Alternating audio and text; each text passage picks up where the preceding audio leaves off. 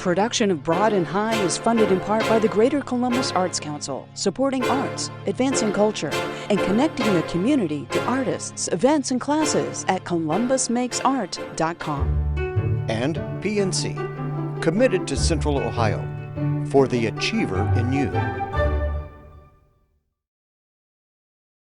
This time on Broad and High. Get a sneak peek into next year's original chamber opera based on the Columbus flood of 1913. Yes, it's about a flood. Yes, it's about generations, but it's really about people. Learn about the work of 20th century Columbus painter William Hawkins that's currently on view at the Columbus Museum of Art. And a local ensemble shares their love of tap dance. This and more right now on Broad and High.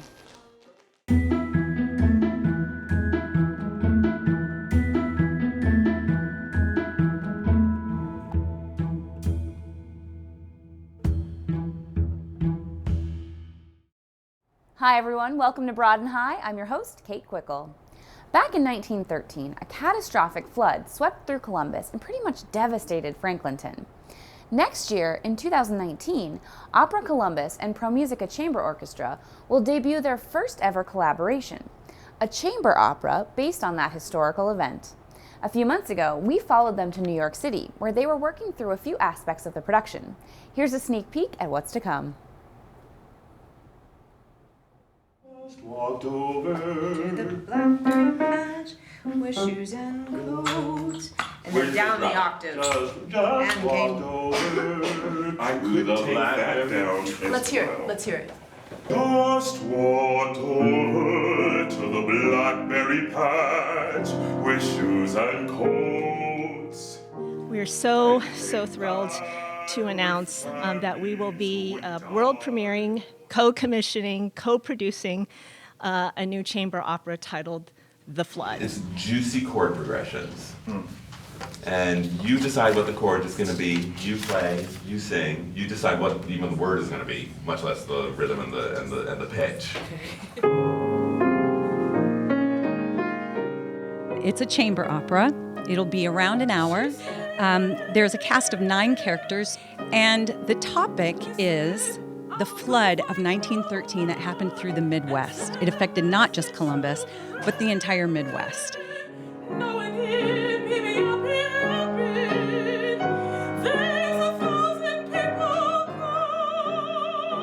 The story talks about trauma and loss and yearning and love throughout generations caused by one significant event that happened in Columbus. I should be out there helping. You're staying right here. Everyone's out there helping. Everyone except you and me. It's an opera that people will connect with because they've heard of these people, they've heard of these places. To have that opportunity to use opera to speak to real people about their lives and their environs it doesn't come around every day. Yes, it's about a flood. Yes, it's about generations, but it's really about people, individuals who have relationships with their past, with their future, the trauma that is in people's lives, and that to me is the most compelling thing. That's a good list. 2013. You should go to bed. I'm gonna be up with this. No, I'll stay here with you. Good. Yes. You must have seen this place. Every day, I lived right there with my grandma right off Broad. Shivering now. To have such an actual tangible story to work with has been terrifying in some ways and exciting in other ways. To approach it, to how to paint these characters, how to make them real, how to make them come alive, not just through words, but having that supported and developed through sound. That's been a thrill, and it's been very educational for me. I came back at noon to tell you. I think this is what people expect now. They expect us to bring in world-class collaborations with folks like Juilliard and Opera America, and this is it now. This is new. This is what's happening. This is what people want. It's what the audience wants. And they want to be introduced to new things. And the fact that it's about a story of incredible importance to the city of Columbus, a flood that happened back near the turn of the century that affected the city, and now the city has changed, and we've built a flood wall, and that whole part of the city is now being developed, and there's going to be high-rise buildings there now. So it's important, I think, that people learn the history of what preceded all that, too.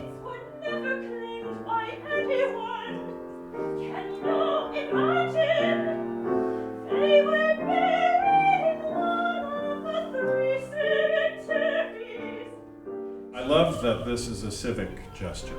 It felt like a way of honoring a city and its history, and hoping that citizens would come to know their city better, telling the truth about history.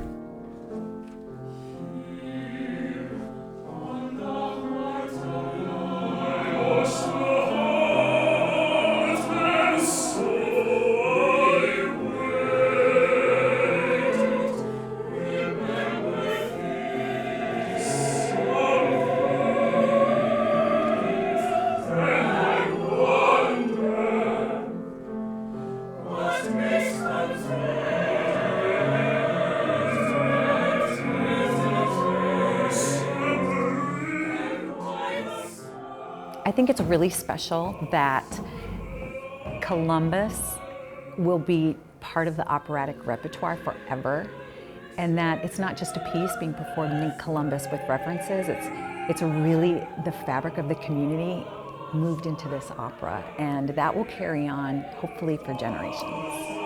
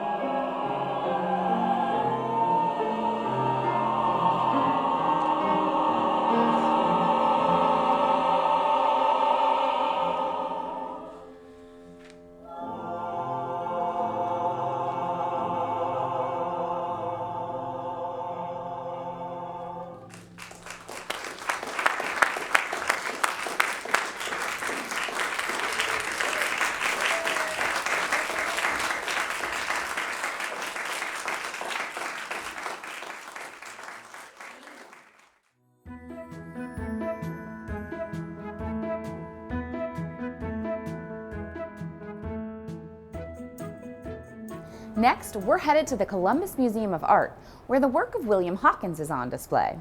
Now, you might not recognize his name, but this self-taught African-American artist is best known for his bold and playful depictions of Columbus landmarks and exotic animals.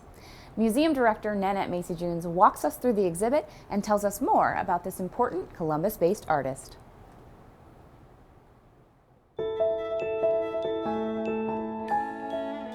The pictures are big, they're very bold, they're very expressionistic.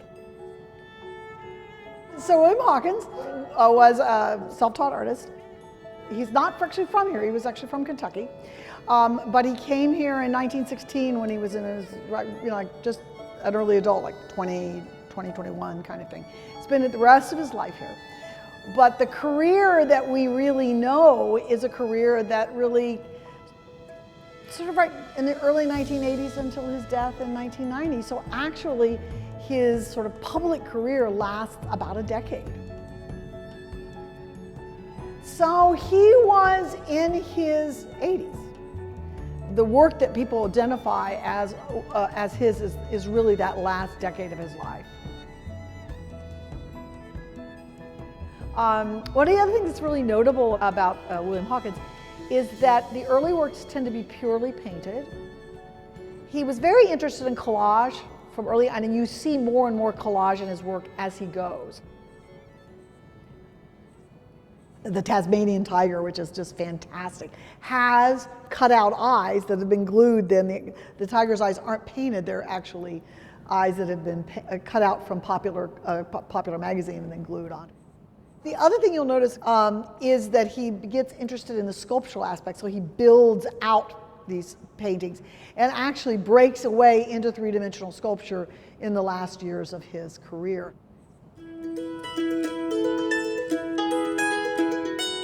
There are pictures from history in here where he's again seen an image of a historical moment, and he's tried his hand at how would I, paint that? How would I create an image related to that? And he often worked in series. So if he liked a subject, he would revisit it and look at it again and again. And in fact, whenever he repeats a subject, it isn't ever done exactly the same. He's exploring how else he could express that subject. And probably the gem of the show are the Last Suppers.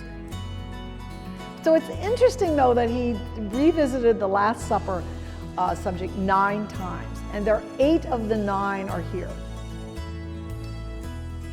He really does have an arc of artistic progression over just that 10 years of a public career. Here he is, talking about something that is inspiring to all of us. Here's a man in his 80s who is constantly on that journey of creative discovery. He's continuing to explore and expand his own creativity through to the very end. I think you feel that inspiration in this body of work, and it's exciting to have it here.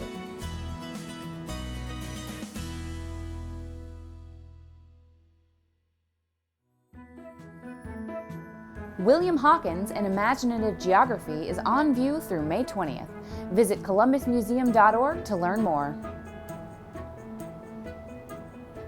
2 years ago, the members of Movement Afoot tap danced their way into the local art scene. We were with them as they prepared for their debut performance at the Van Fleet Theater in Columbus. Ever since, they've been busy spreading their love of tap throughout the city.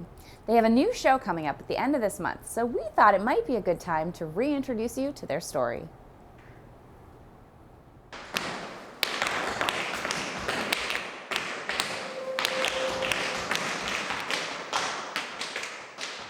So today we are in rehearsal. This is our last weekend of rehearsal before our first big theater concert, which is coming up in a week.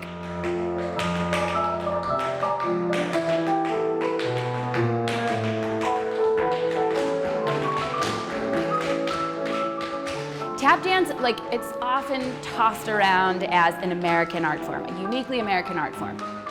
There's one scholar, Constance Vallis Hill, who says it started in 1600 with African slaves and Irish indentured servants in the Caribbean. And then she traces this line through New Orleans and then up to New York City. And so she theorizes tap dance as an Afro-Irish fusion.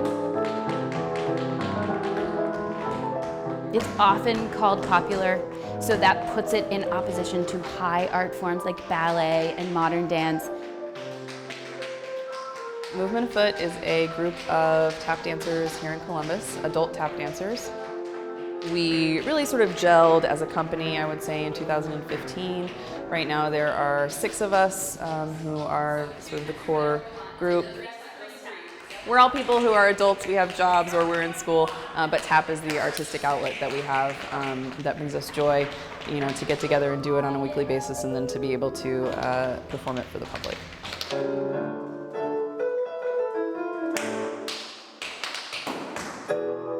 Oh my God, tap dance is the best! I actually think it's the community aspect of tap dance. I can dance solo to music and it's fine, but when I dance with other people, we're dancing together. We're making music together. So Phrase One is our first major concert. It's, an evening of tap dance and more. So we will be presenting a number of pieces, mostly choreographed by myself and also choreographed by Janet. We also have a few guest artists doing either tap or other forms of dance. So we have a Kathak dancer doing classical Indian dance. And we have another group doing tap dance. And then Janet's also going to be doing some Appalachian clogging.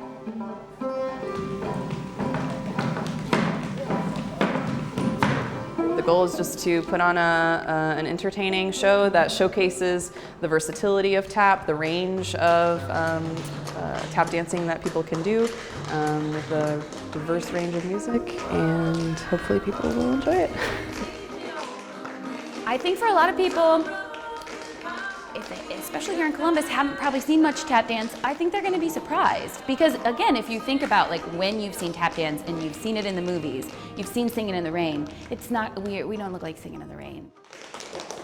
Columbus is a big city, so there are obviously a lot of dancers, and there are a lot of people who are doing tap dance. There are a lot of studios, a lot of classes being offered, a lot of really good classes being offered, but I haven't found in Columbus there to be a community around tap dancing specifically. So one of the things that we're trying to do as we develop and as we grow, hopefully, is to serve as a resource for people in Columbus who are interested in tap dancing, both who want to see tap dancing as audience members, who want to do tap dancing either through classes or who want to perform, so that hopefully we can start to grow more of an appreciation and a practice of this dance form here in Columbus.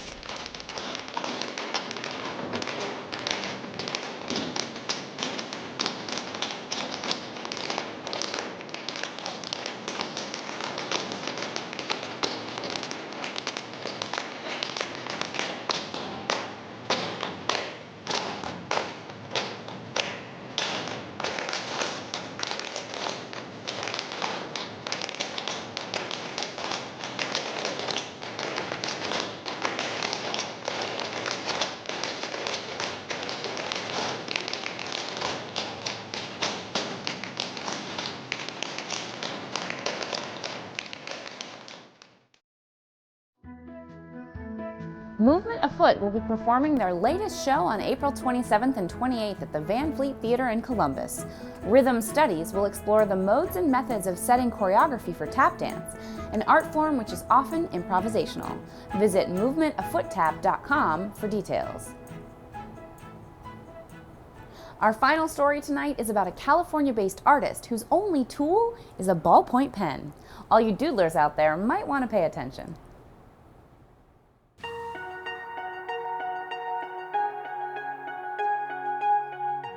My work is a celebration of the beauty of the world.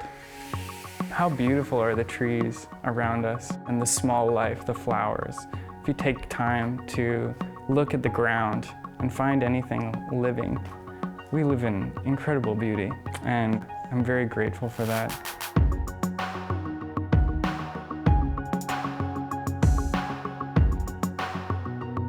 I was very fortunate to grow up spending a lot of time in nature.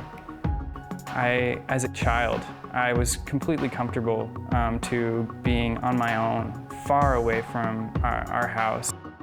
I think I formed a bond with nature during that time, which really still influences my work. My style of drawing is doodling. It's a kind of glorified doodling. I started with whatever materials were available to me while class was in session, sometimes drawing on the back of my notebook and these sorts of things. And I just got used to using a ballpoint pen and using it in ways that other people haven't used them.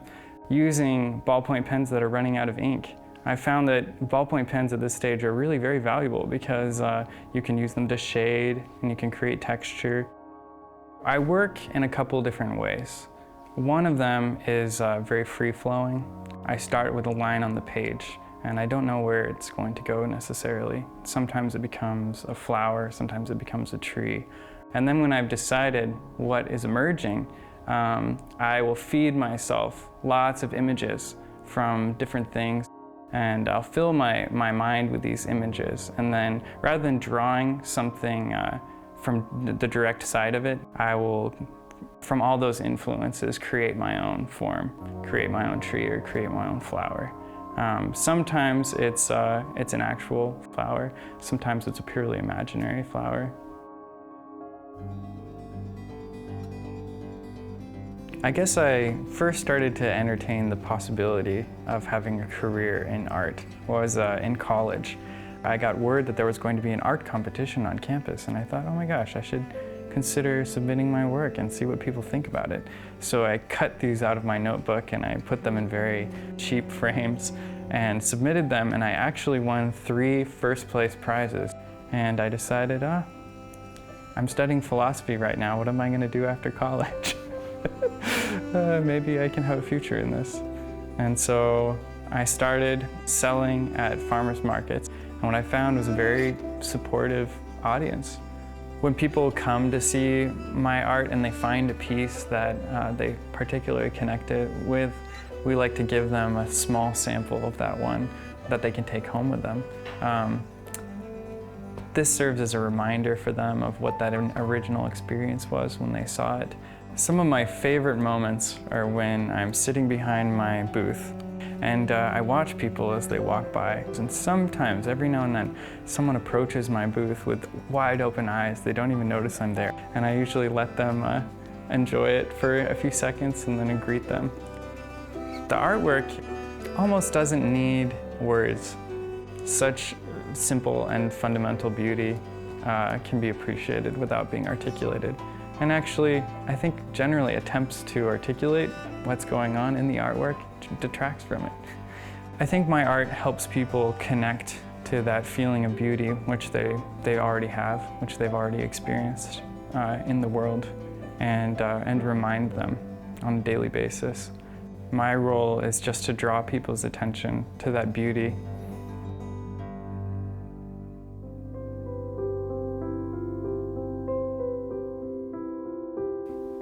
I've entered a different stage of life where suddenly my attention is not entirely on myself.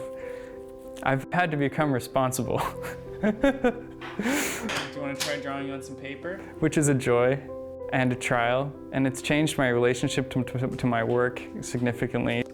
To see him being shaped by the world around him in very fundamental and basic ways has brought to memory those things in my very early life that must have been shaping me and forming my vision.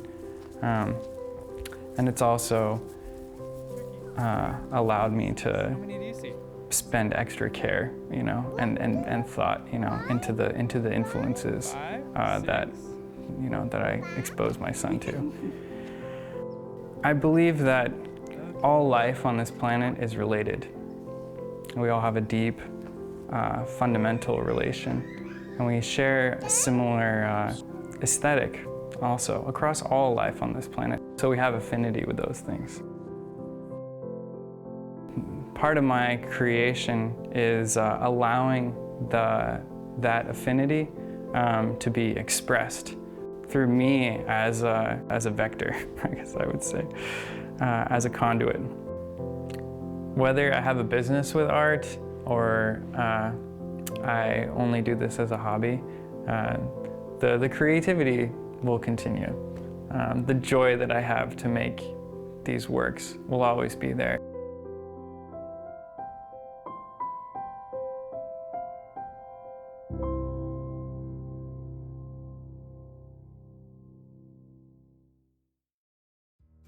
FYI, Stuart is on Instagram if you want to see more of his pen and ink illustrations.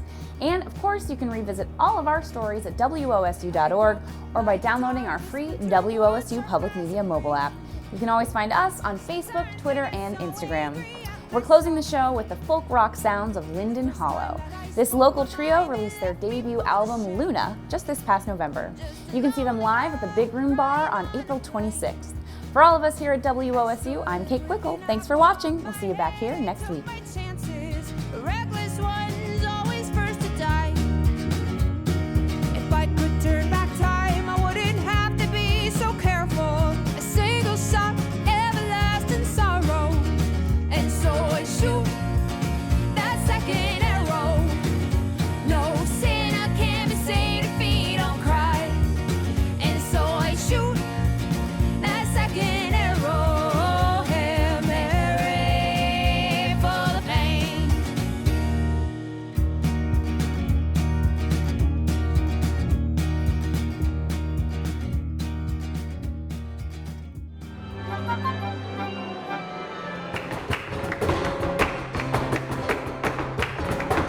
Grisel Damarroche, bailarina de flamenco.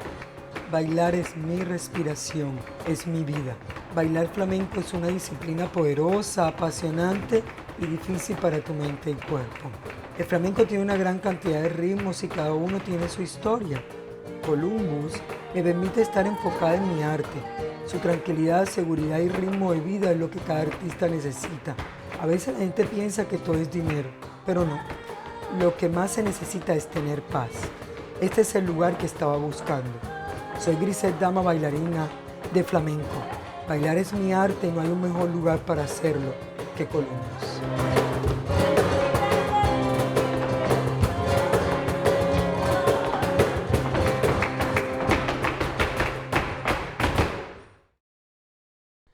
Production of Broad and High is funded in part by the Greater Columbus Arts Council, supporting arts, advancing culture, and connecting the community to artists, events, and classes at columbusmakesart.com. And PNC, committed to Central Ohio, for the achiever in you.